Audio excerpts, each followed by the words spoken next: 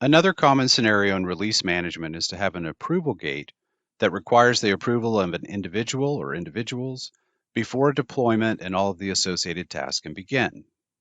So CDD provides the ability to require approvals before a phase can be run.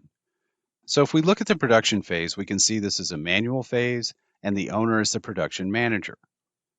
We can also see that we could run this phase manually right now, or we could decide to have this phase require an approval before it's run.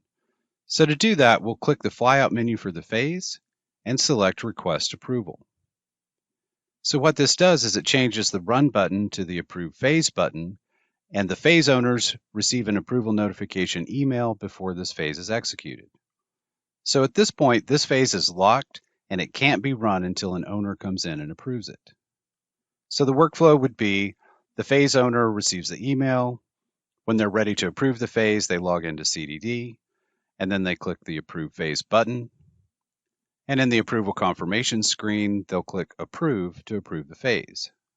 And now we can see that the Approve Phase button has changed back to the Run button. We can also see an icon at the top of the phase indicating that it's been approved.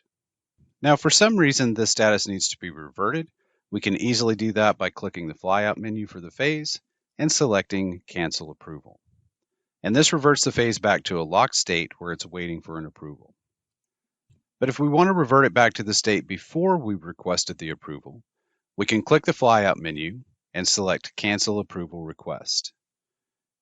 And the Approve Phase button changes back to a Run button, and now this phase could be run by anyone with the appropriate permissions at any time.